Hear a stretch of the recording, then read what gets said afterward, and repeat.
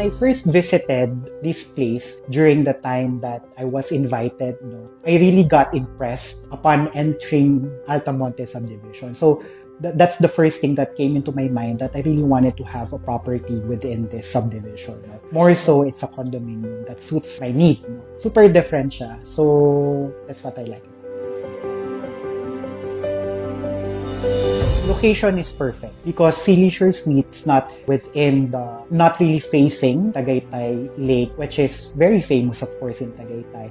But yung peace kasi, that's what I'm really looking for. Weather of Tagaytay is really perfect. Hindi rin siya ganun kalayo in terms of the nearby places that you needed to go to.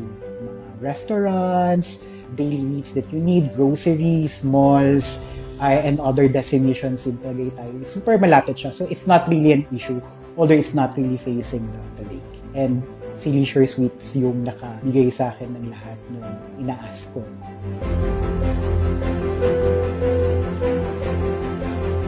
I really like yung bedroom itself because it's facing the park of Altamonte subdivision. So it gives you serenity and peace. It gives you the prime feel, yung leisure feel that you own the property within Altamonte subdivision. That's what makes it very different. Very homey. I'm actually talking to an interior designer already. How I wanted it to be designed. Modern, functional, and very homey. So that's what I like my unit to become.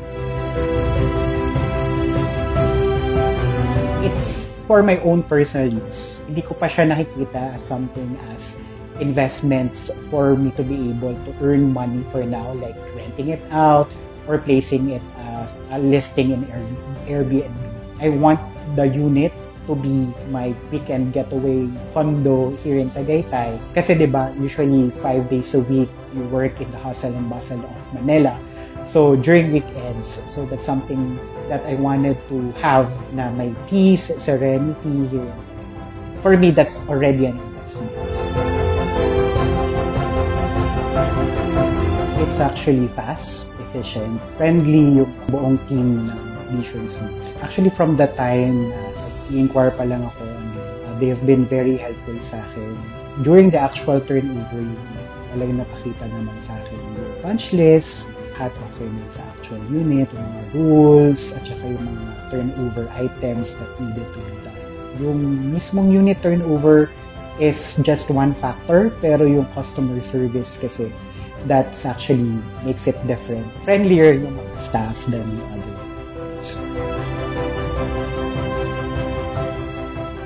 Overall, it's very outstanding. So the sales team, very unique experience. I also like the back office team, who's been very helpful to me whenever I have queries. And then another thing, exceptional. So engineer was there, and then the people from this property management, very helpful then up to the time that I was able to get the property itself during the turnover. So it was very, very exceptional.